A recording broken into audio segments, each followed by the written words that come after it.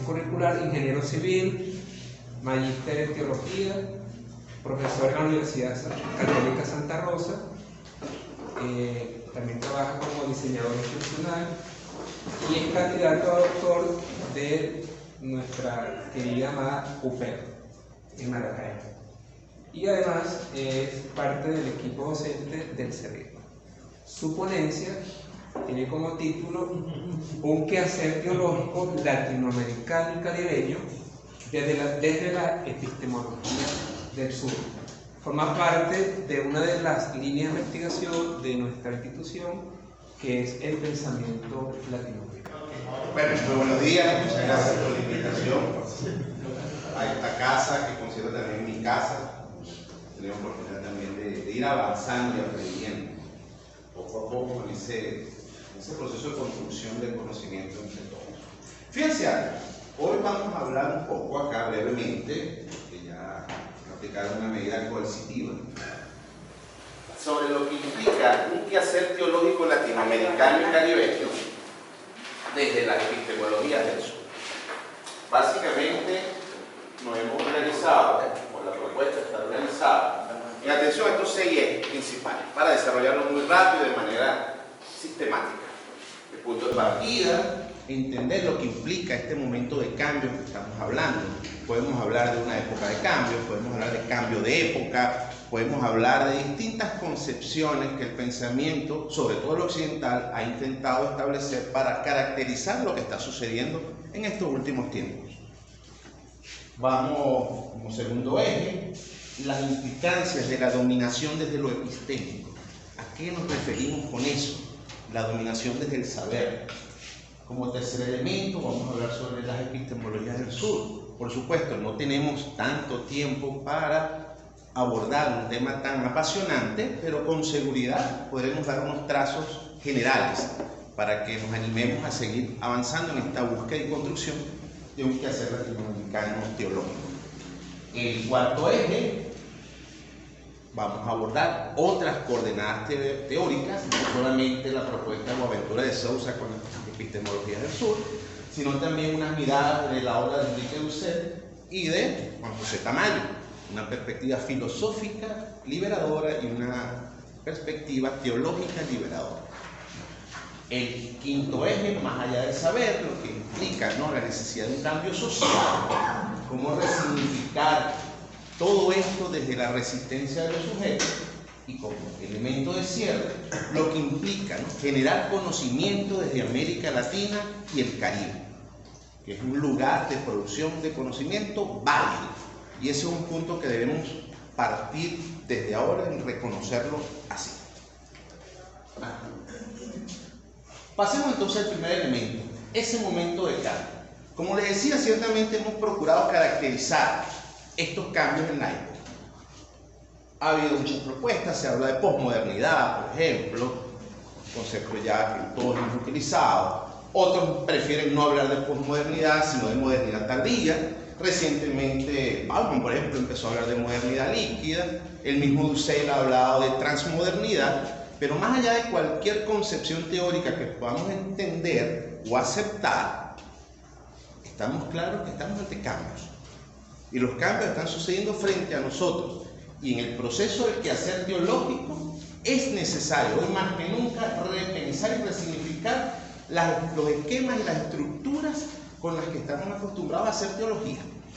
De hecho, en tiempos de incertidumbre religiosa y social, es necesario que, lo dice Pendón, repensar la fe y el mundo. Repensar la fe y el mundo es hacer teología.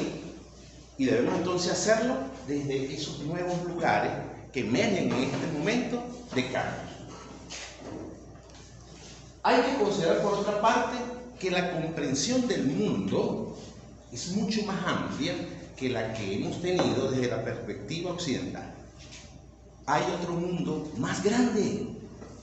Sin embargo, desde nuestra formación académica muchas veces hemos crecido teóricamente dominados subyacentemente por el pensamiento occidental hegemónico.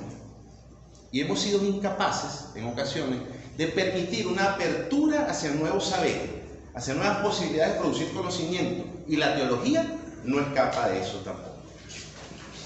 Es importante entender que la diversidad epistémica del mundo es muy amplia y pretender la absolutez de un tipo de conocimiento carece simplemente de sentido. ¿Okay?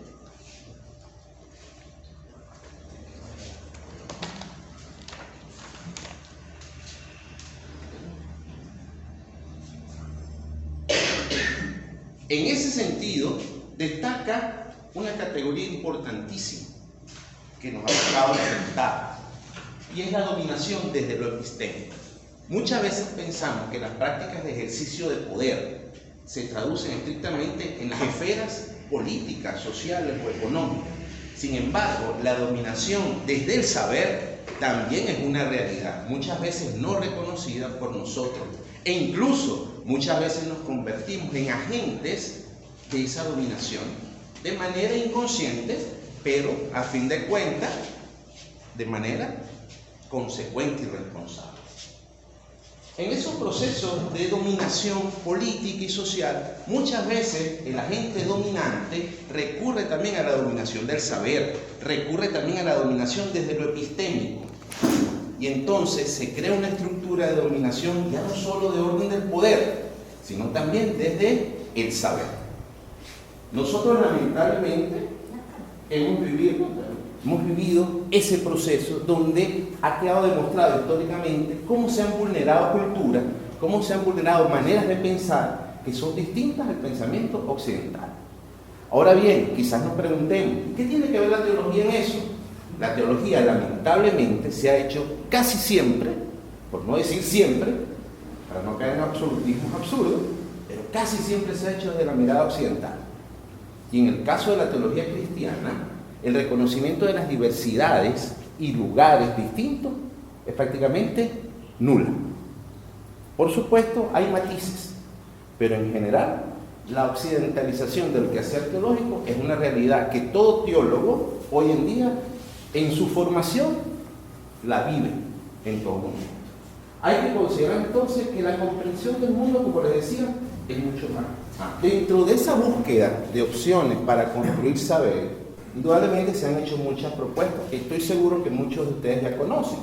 Quizás hemos tenido oportunidad de leer las obras maravillosas de Walter Mignolo. Hemos tenido la oportunidad también de acercarnos a Aníbal Quijano. Pero en el caso particular de esta aproximación teórica, haremos uso del pensamiento de Boaventura de Sousa, con su planteamiento teórico denominado epistemologías del sur.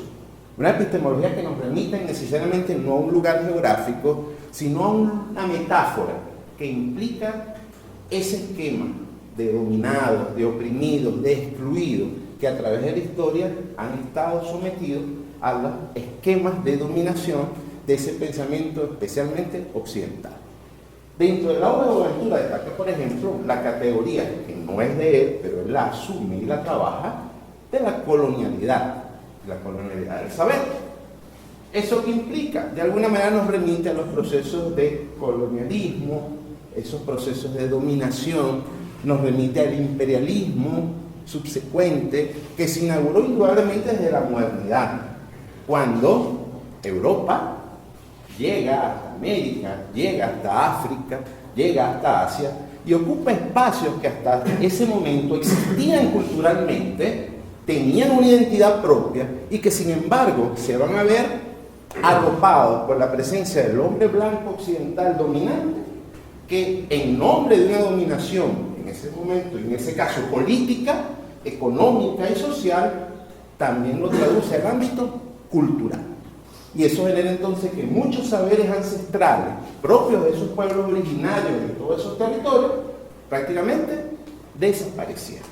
Por lo tanto, la posibilidad de ver el mundo con otra mirada, con otro rostro, queda olvidada. Boaventura lo que plantea es que debemos superar esa situación de epistemicidio que se dio, donde esas epístemes originarias quedaron relegadas y que entonces estamos llamados, cualquier constructor teórico de estos tiempos y de que esté en el sur, está llamado y obligado a construir nuevos lugares de pensamiento, superar los esquemas occidentales y permitir que emerjan o se recuperen en cualquier caso esas categorías perdidas para que cualquier proceso de producción de conocimiento reconozca esa diversidad epistémica. ¿La teología se escapa de eso? No. No puede quedar una reflexión de la fe y del mundo por fuera de ese cambio paradigmático. Por lo tanto, es hora de hacer una teología desde Latinoamérica y desde el Caribe. Algunos dirán, Gustavo, pero aquí se hacía, por ejemplo, teología de la liberación, y eso es teología latinoamericana. Sí, ciertamente, pero ¿cuáles fueron las mediaciones metodológicas y epistemológicas de los teólogos de la liberación? El pensamiento occidental. Los lugares teológicos, el pobre, el oprimido, ciertamente la opción preferencial por los pobres, ciertamente emergen como categorías y lugares teológicos propios desde el continente americano y de una realidad social que teólogos como Gustavo Gutiérrez y otros que le siguieron reconocieron. Pero a fin de cuentas, ¿cuál fue la mediación de Gustavo Gutiérrez? El pensamiento occidental. Entonces, lo que se propone es que si bien ciertamente tenemos una teología con rostro propio, que esa teología adquiera una mayoría de edad, incorporando nuevos lugares, nuevos sujetos y nuevos ámbitos de reflexión a través del reconocimiento y validación de la diversidad epistémica. Eso es fundamental. Es un reclamo de los nuevos procesos de producción destinado ¿a qué? A valorar el conocimiento. Porque parte del proceso de dominación del saber nos dijo que el único conocimiento válido era el conocimiento occidental. ¿Sí? Aparte del pensamiento de Boaventura, se propone en esta investigación incorporar una dimensión filosófica desde el ámbito de la obra de Enrique Dussel. Recordemos que Dussel es hoy en día asentado en México, pero es de origen argentino. Es uno de los padres de la filosofía de la liberación, junto con Rudolf Kusch y el padre Juan Carlos Escalone. Dussel plantea o hace ese entramado, ese andamiaje filosófico de lo que implica la superación de las estructuras coloniales.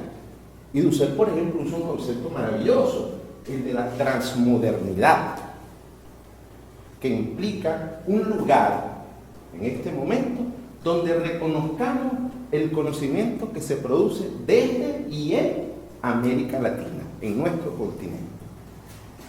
También Dussel incorpora un método que me parece fundamental y que debería traspasar al ámbito teológico. Ya lo ha hecho en la experiencia, por ejemplo, de la construcción de las teologías del pueblo en Argentina, que por cierto es parte de la teología en la que se asienta el pensamiento del Papa Francisco, y es el método analéctico.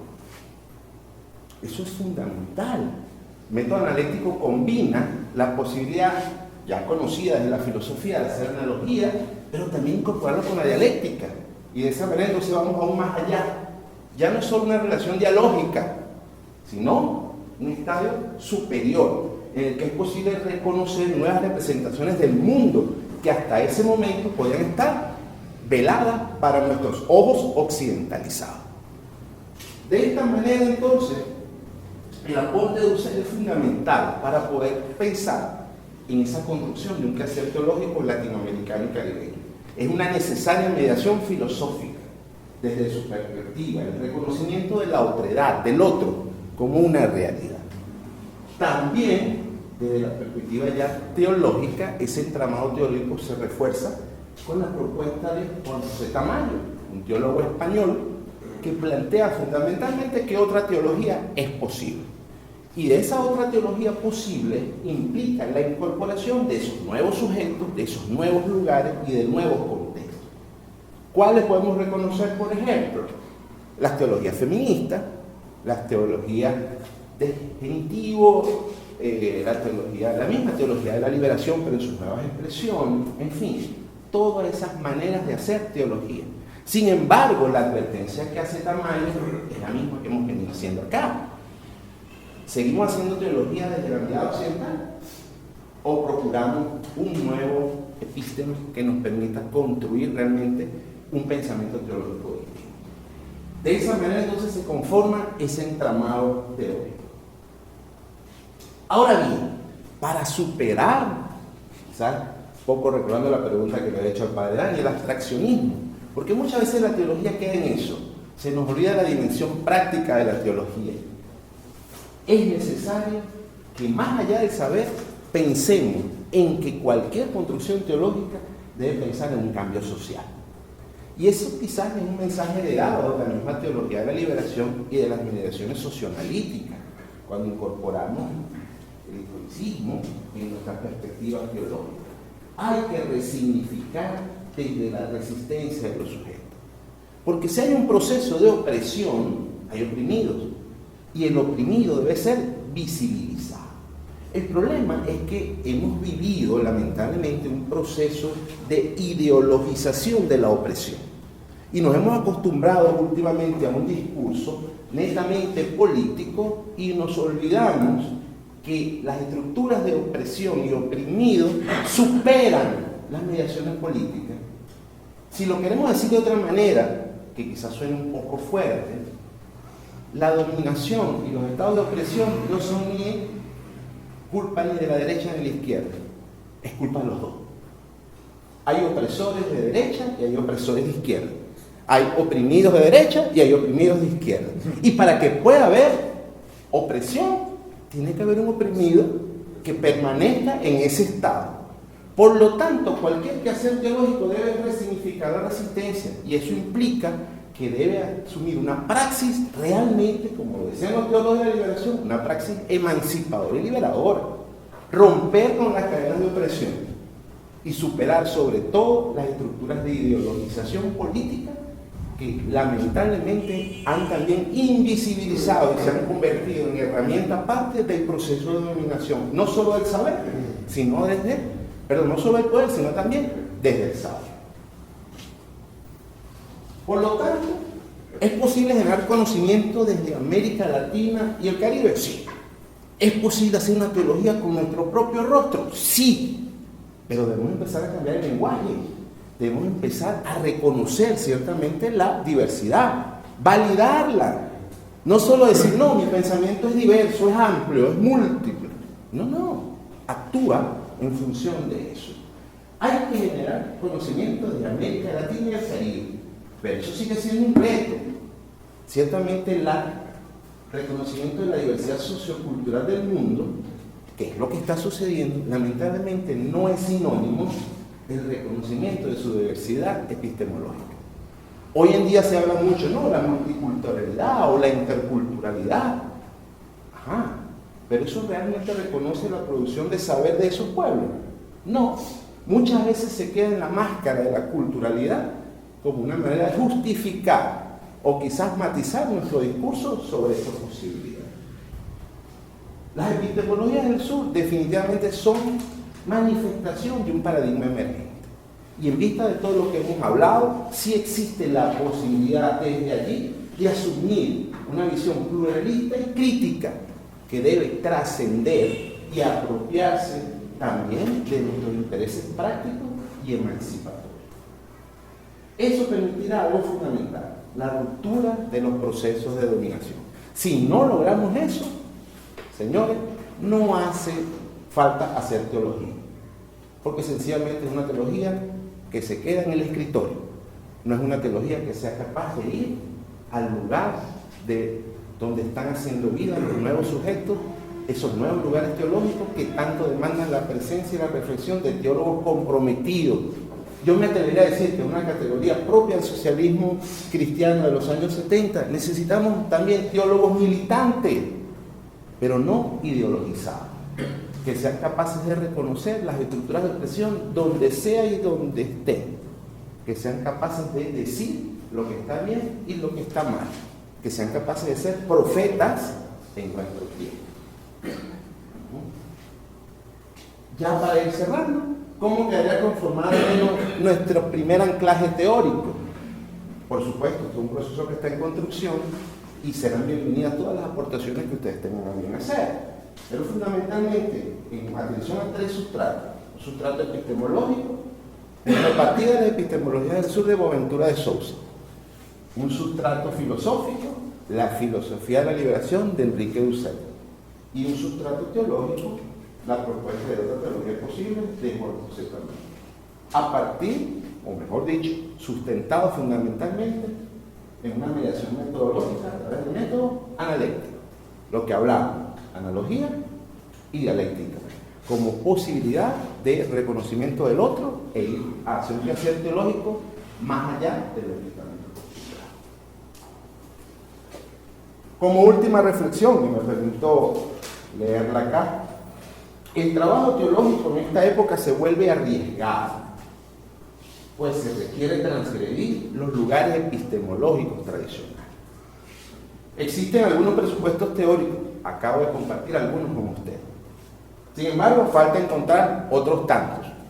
Parte de estas experiencias de construcción de saberes en conjunto es eso, poder encontrar otras visiones. Lo importante es que el teólogo entienda que para que exista verdadera liberación se han de superar las estructuras de dominación, pero una superación real, no aparente. Las cadenas de dominación deben ser rotas verdaderamente y no en apariencia como ha sido hasta ahora. Para la teología cristiana es un reto excepcional, pues ella misma ha estado inserta en medio de estas estructuras de opresión que tanto daño han causado. ¿Cuánto daño no se ha hecho desde la teología que se ha hecho hasta ahora? Mucho. La perspectiva de hacer nueva teología implica precisamente superar esas cadenas y abrirse a la posibilidad de una resignificación de esta manera terminada.